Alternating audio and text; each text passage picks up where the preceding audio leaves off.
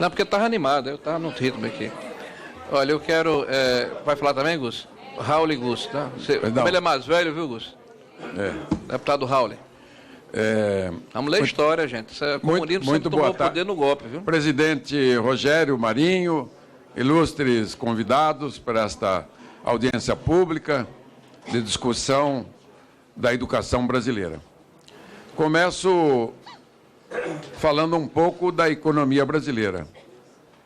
35% do PIB brasileiro são tributos da União, Estados e Municípios.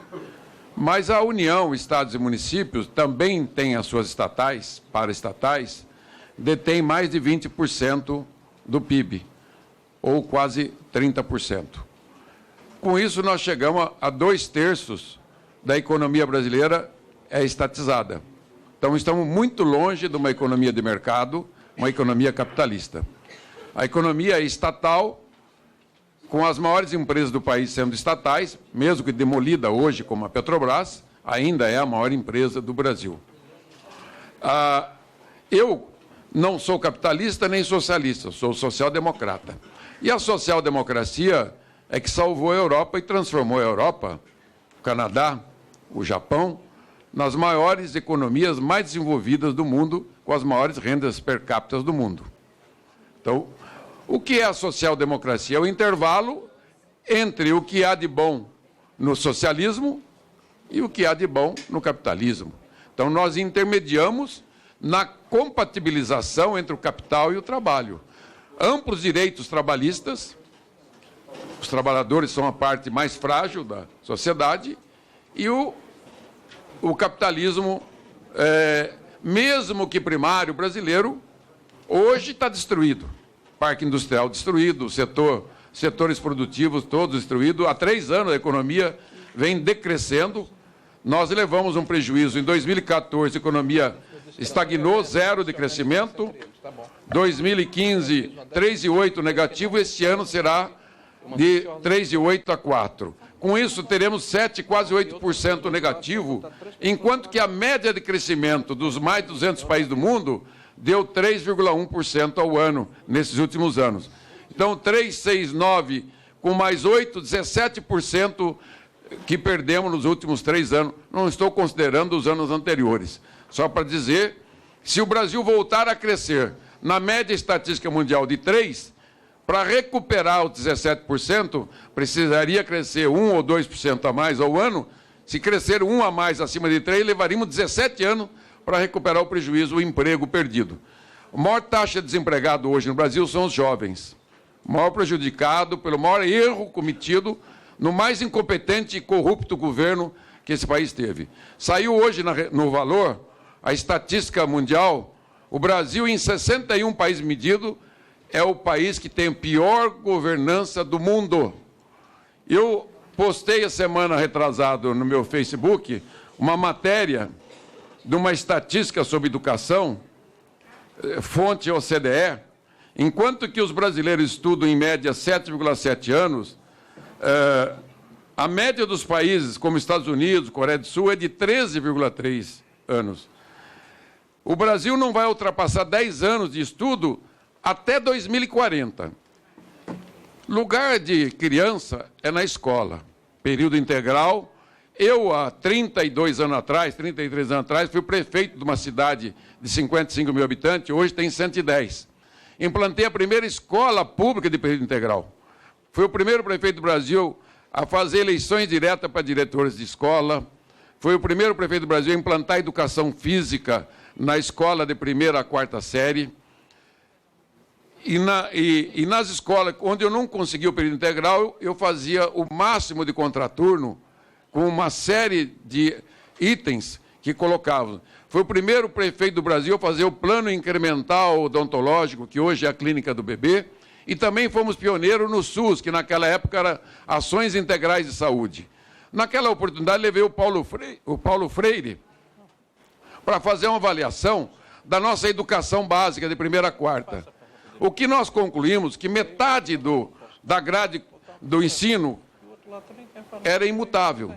Chamamos de educação bancária, que não dá para mexer. E metade, localmente, nós mexemos.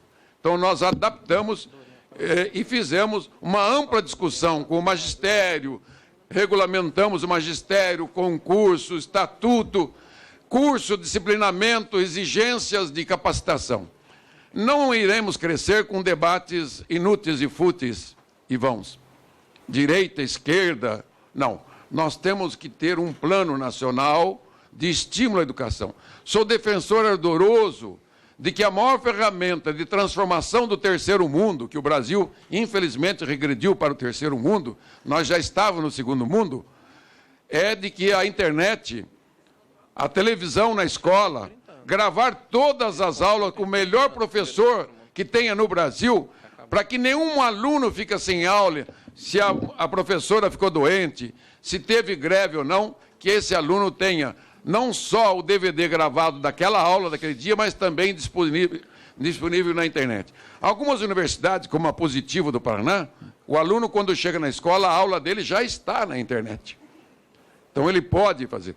Eu acredito que metade da educação brasileira pode ser feita à distância, no ensino técnico e na universidade.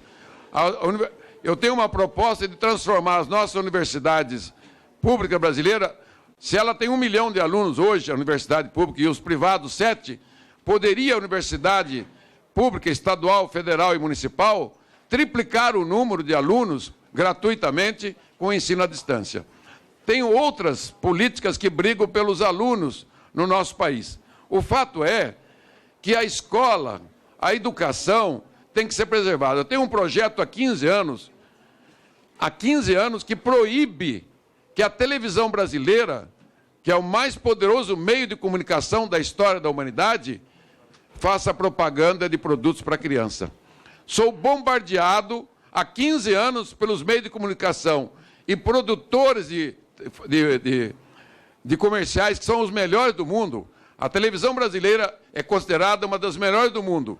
E os produtores de comerciais são os mais contemplados com prêmios no mundo, que induzem nossas crianças ao consumo.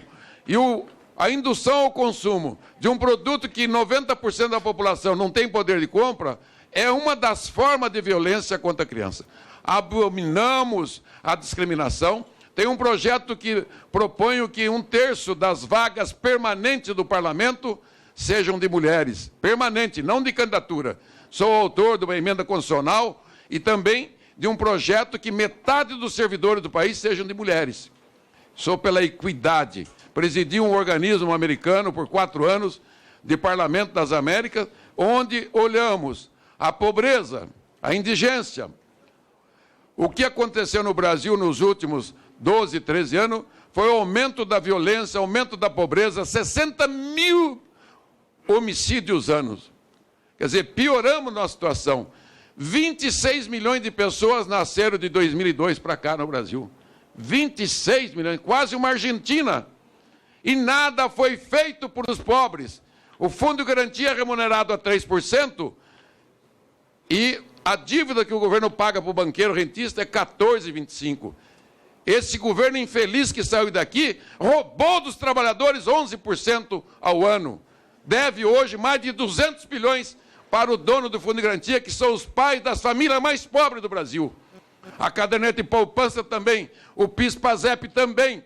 Os programas sociais compensatórios, somos 50 bilhões por ano, enquanto que os juros pagos só o ano passado, 500 bilhões.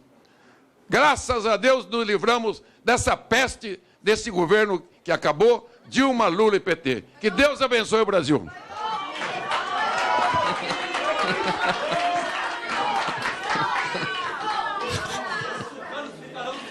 Obrigado ao deputado Raul, que do alto seus cabelos brancos aí mostra um pouco da sua experiência. Mas vamos voltar ao tema aqui.